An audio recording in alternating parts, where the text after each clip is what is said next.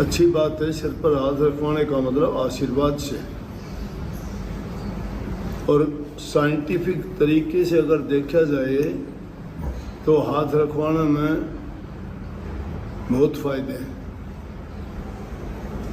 गुरु का, महापुरुषों का हाथ रखवाने से क्या होता है कि उनके लक्षण, उनके गुण हाथ रखवाने से आप में आ जाएंगे। लेकिन आप आशीर्वाद को भी ये कहोगे आशीर्वाद दे दो। आशीर्वाद का मतलब कहोगे सिर रखोगे आगे कि सिर पर हाथ रखना ही आशीर्वाद है। सिर पर हाथ रखना आशीर्वाद को नहीं, वो तो मैंने बता दिया कि बहुत अच्छी चीज़ है।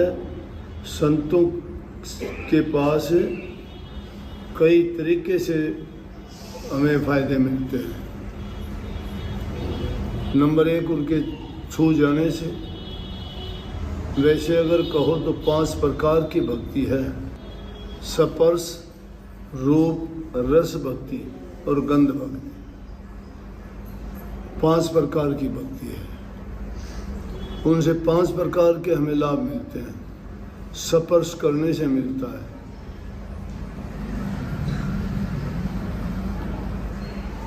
और उनके सानिध्य में पास बैठने से हमें मिलता है।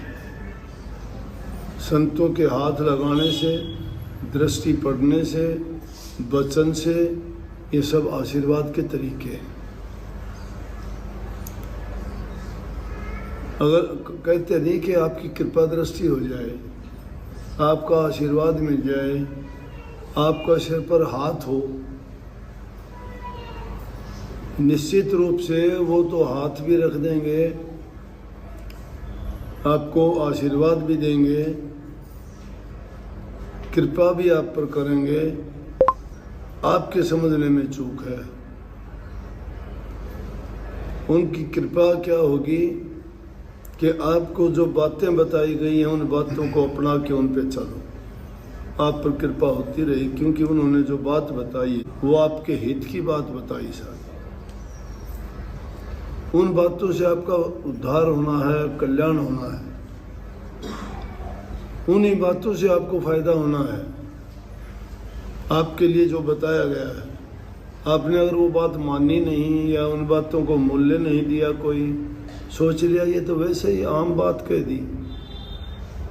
अरे महापुरुषों का तो आशीर्वाद मिल जाए और मेहर भरी दृष्टि पड़ जाए तो समझो सब कुछ बख्श दिया।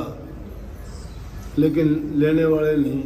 उनकी कृपा, गाना गाते हो, शब्द गाते हो, भजन सुनते हो कि उनकी कृपा नित्य नेम बरसती है। उनकी मेहर कहो, कृपा कहो, मौज कहो, आशीर्वाद कहो, मिलता है, सबको मिलता है, उसमें कोई पक्षपात नहीं है। लेकिन लेने वाले बराबर नहीं हैं। उनके हृदय में धुकड़ चुकड़ रहती है, उनके मन में खटपट है। कबीर साहब कहते हैं बात बड़ी है अटपटी, झटपट लखे न कोई। जो मन की खटपट मिटे तो चटपट दर्शन हो। मन की खटपट मिट लो आप, टिकते नहीं हो, टिकते नहीं हो, विश्वास नहीं होता, यकीन नहीं होता। यकीन कब आता है? जब वो समय गुजर जाता है, वो बात सत्य हो जाती है। फिर कहते हो कि हाँ मुझे ये बताया था, ये कहा था, मैं ये भागा रहा, समझा नहीं, मैं समझ नहीं पाया उन्होंने क्या कहा था। कौन नहीं समझने देता? हमारे विचार। इसीलिए संत के पास जो भी जाता है उनको वो कहते हैं भाई 3 प्रकार से तू संतों के समर्पण हो जा, तन से भी, मन से भी और धन से भी। तन से कोई बुरा काम ना कर गुरु की आज्ञा के बिना। मन से कोई गलत सोच, गलत विचार, गलत ख्याल, गलत इसमें संकल्प ना उठाओ कोई। गुरु की बात याद करो। जब भी कोई मन में विचार और ख्याल आता है तो कहो कि ये बात गुरु को मंजूर होगी या नहीं होगी। तुम्हें उस चीज़ का तुम्हारे मन में ही जवाब मिलेगा कि सही नहीं है। मन के अंदर हमेशा द्वंद्व चलता है। एक बात होती है कि मैं कर लूँ, लेकिन दूसरे ही पल आता है कि ना, गलत है। मन कहता है कर ले, बुद्धि कहती है गलत है। आखिर फैसला हो जाता है, मन उसमें जीत जाता है, बुद्धि हार जाती है। लेकिन वहाँ अगर गुरु का वचन खड़ा होता है ना, तो ताकत बुद्धि को मिलती है, मन को नहीं मिलती। इसलिए संत कहते हैं गुरुमुख बनो, मनमुख नहीं। गुरु को सन्मुख रख लो। वहाँ गुरु ने जो वचन फरमाया है उस वचन को मानो कि गुरु ने का इसमें क्या, किस पक्ष में है। जिसने उस गुरु के पक्ष को वहाँ फैसला कर लिया वो आपको गलत नहीं होने देंगे।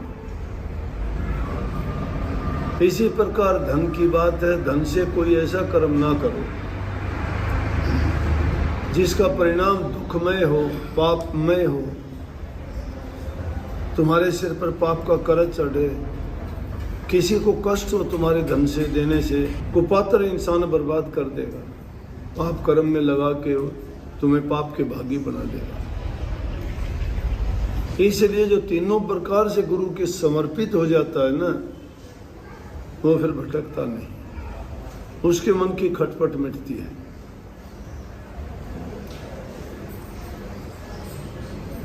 तो इसलिए इन बातों की ओर तो हम बड़े ख्याल, ऐसी बात करने वाले बार बार कहते हैं, या कुछ दिन के बाद में आके कहते हैं, कई लोग उनकी मूर्खता की बात बताता हूँ कि आपने वो नाम दिया था ना, वो भूल गया, मैं दोबारा बैठ से हूँ।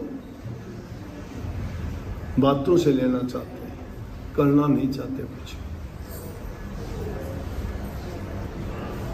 नाम भक्ति जो तुम्हें समझाई जाती है, बताई जाती है, वो नाम तुम सोचते हो कि वो मंजिलों का भेद, वो शब्दों की धुन, वो आध्यात्मिक दर्जों का वर्णन मिल जाए बातों से और हम उनको याद कर लें। अरे याद ना करो, तुम्हें समझा दिया गया। उस यात्रा पर जब निकलोगे उसकी टिकट दे दिया आप लोगों को, और नाम की टिकट लेके जो स्टेशन पर बैठा रहे, गाड़ी आए, निकल गई गाड़ी। टिकट है मेरे पास, टिकट है, क्या करोगे टिकट का? टिकट तुम्हारे पास गाड़ी में बैठने के लिए है।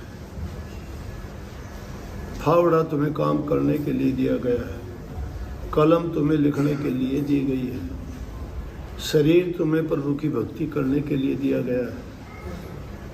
और जब और ये काम होते तो और जीव जंतु पशु पक्षी बहुत घूमते फिरते हैं। कौन कहता है उनको सत्संग में जाया करो? कौन कहता है उनको गुरु का संग किया करो? कौन कहता है पक्षियों से कि तुम पाप कर्म ना किया करो? कौन समझाता है शेर को शिकार ना किया कर, ना मारा कर हिरण गाय बछड़े? कौन कहता है काग को दूसरे पक्षियों को परेशान ना कराया करो, किसी के अंडे बच्चे ना उठाया करो? नहीं कहता ना, इंसान को कहते हैं। इंसान को कहते हैं कि ना भाई, ये जो पशु वृत्ति के काम करते हो, कहीं काग वाले काम करते हो, किसी को दुख देते हो, किसी का मांस मछली काटते हो, जानवर वाला काम करते हो, कहीं शराब कबाब अट्टे बट्टे नशे करते हो, राक्षसों वाला काम करते हो। इंसान का शरीर तो देव तुल्य है, प्रभु ने अपना दर्जा दिया है, उसको अपने जैसा बनाया है। सृष्टि की कुल रचना का नक्शा इंसान है। इसी को वो तरीका अवसर प्रदान किया है कि तू इसी रूप में, जो तुझे चेताने वाला, समझाने वाला, तेरे घर का रास्ता देने वाला, मंजिल तक पहुंचाने का तेरा सामान जो तेरे लिए देता है, उनके वचन की पालना करके उस रास्ते पर चल तेरा कल्याण। लेकिन इंसान भटक जाता है कि मैं नहीं करना चाहता, तू ही कर। गुरु है तू मेरा, तू करो, और कौन करेगा? और किसके पास जाएं? वो भी एहसान गुरु पर है। अगर कोई काम नहीं होता तो कहते हैं ना मैंने छोड़ दिया तो गुरु ने रखा बना, क्यों मेरा काम को नहीं करा। उससे पूछे तूने गुरु का कहा कितना किया? अरे गुरु ने जो तुझे कहा था तूने कितना किया? वो गुरु से तो सब कुछ छोटे से छोटा और बड़े से बड़ा और गंदे से गंदा, मंदे से मंदा भी काम करवाना चाहता है। और गुरु तुझे नेक काम करने के लिए कहता है कि बुराई ना कर, पाप कर्म ना कर, प्रभु की भक्ति कर, वो भी नहीं कर पाता और गुरु से सब कुछ चाहता है। और फिर एहसान गुरु पर, ना मैं आज से सत्संग में ही नहीं आऊँगा। अरे गुरु पर एहसान है ये? ना भाई, तेरा जहाँ नुकसान होता है वह क्यों आता है? लेकिन जहाँ तेरा फायदा है, तेरा लाभ है, तेरा सुधार होता है, वहाँ तो आएगा। तो ये हमारी अकल की कमी है, समझ की कमी है। हमारी बुद्धि हमारे बस में नहीं है, इस पर राज काल का है। वो जो चाहता है वो कर रहे हैं हम, इसलिए सब कुछ कहते हैं तू मेरे सिर पर हाथ रख दे, मेरे पाप कर्म कट जाएं, मैं कोशिश नहीं करूंगा। गुरु मांगते भिखारी नहीं बढ़ाता, गुरु तो बादशाह बनाने का रास्ता बताता है कि तुम तो दूसरों को देने वाले बनो, सुख पहुंचाने वाले बनो, उनका कल्याण हित करने वाले बनो, परोपकार भलाई के काम करो। जो दूसरों का हित भलाई करता है उसका परमात्मा खुद करता है। अपना हित ना सोचो कभी भी, दूसरों का हित करो, तुम्हारा अपने आप हो जाएगा। तुम्हारा बुरा करता है मत परवाह करो, तुम बुरा ना करो, उसका फैसला अपने आप हो जाएगा, तुम्हारे सामने हो जाएगा। नीच कर्म का नतीजा नीच होता है।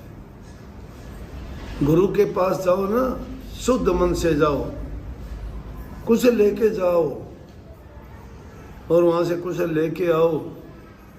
यूं बैठ के आके चले गए, क्या मिला आपको? मान बढ़ाई के लिए मेरे घर आ जाओ। क्या होगा? घर आने से घर आ जाएगा, लेकिन घर में आने के बाद कोई नया काम करेगा?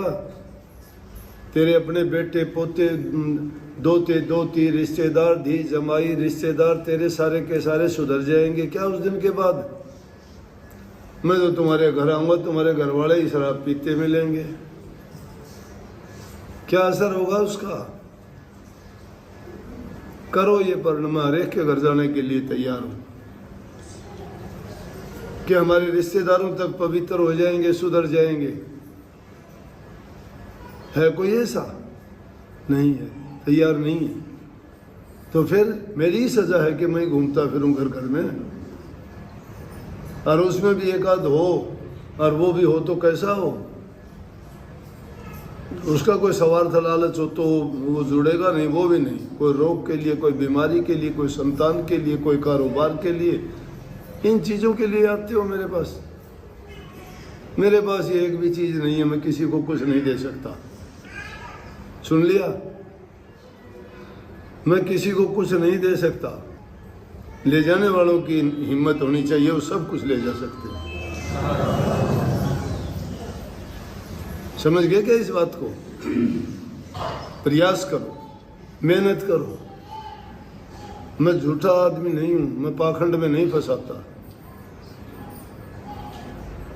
झूठे बाग शब्द बाग नहीं दिखाता, तुम्हें सपने नहीं दिखाता। मैं मेरी बात को जो गांठ बांध के लेके जाएगा उसके सारे हित, सारे कल्याण और सारे काम सही होंगे। मेरा ये आशीर्वाद है, ये मेरा सिर पर हाथ रखना है, और ये मेरे आपको जो है आपके प्रति मेरी भावना और विचार है।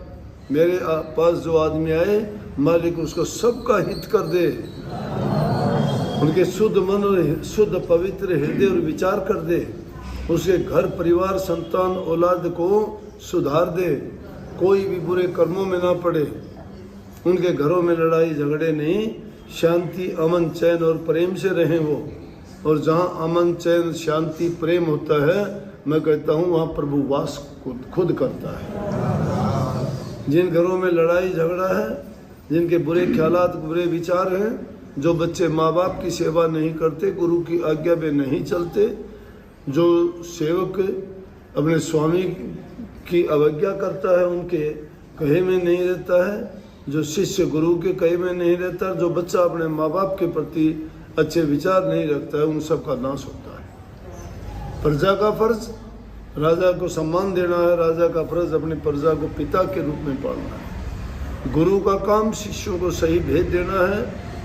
उनके लिए अगर कोई बुरा करता है तो उसको छिपाना नहीं, पक्षपात करके किसी लालच और स्वार्थ के लिए गुरु अगर ऐसे शिष्य को बचाता है तो वो भी पाप कर्म है। बात स्पष्ट करनी चाहिए। जिनको ये बात लग जाएगी और जो इस रास्ते पर चल पड़ेगा उसका निश्चित रूप से कल्याण होगा। ये है सही रास्ता। तो ये रोचक बात नहीं है, लेकिन ये वो बातें हैं आपके दिलो दिमाग में एक सवाल पैदा करेंगी कि ये कितनी सच्ची और कितनी अच्छी बात है। नाम की क्या है? नाम तो 2 अक्षर का, 3 अक्षर का, 5 अक्षर का, 7 अक्षर का, कोई और थोड़ा बड़ा होगा, लेकिन उनको जपने से कभी से मिल गया क्या? लोगों को बड़ी बड़ी तहरीर याद है, सांगियों को बड़े सांग याद हैं, भजन रागनी गाने वालों को कई कई रागनी याद हैं, कथाकारों को बहुत सी कथाएं याद हैं, लेकिन उन कथाओं को और उनको पढ़ने से तुमने भी BA MA डिग्री की प्राप्त की है, कोई वकील है, कोई डॉक्टर है, कोई इंजीनियर है, बहुत पढ़े हो, आपको बहुत चीज़ें याद हैं। कोई IPS है, कोई IAS है, कोई सेना का अध्यक्ष है, उन्होंने बहुत पढ़ाई की है, बड़ा ज्ञान है उनको, दुनिया के देशों के नाम याद हैं, राजधानी याद है, उनके प्रधानमंत्री प्रेसिडेंटों के नाम याद हैं, लेकिन अपने कल्याण की बात जब तक याद नहीं है तो उनके याद करने से क्या है। वो भी चीज़ हो, उनके साथ साथ अगर प्रभु की भक्ति की जाए तो इंसान के तो कल्याणकारी और हित की चीज़ वो है, वो काम आएगी। दुनिया में रहते वो ऊंचे पद हैं, ऊंचे ओहदे हैं, बहुत अच्छी बात है, लेकिन जब दुनिया से विदा हो गए उस टाइम में तो तुम्हारे काम तुम्हारा नेक करनी या नेक कर्म किए हुए प्रभु की भक्ति और उनका नाम का सुमन रूपी धन जो तुमने इकट्ठा किया वो काम आएगा, और कोई चीज़ साथ नहीं जाती। सबको बहुत बहुत आशीर्वाद। राधा।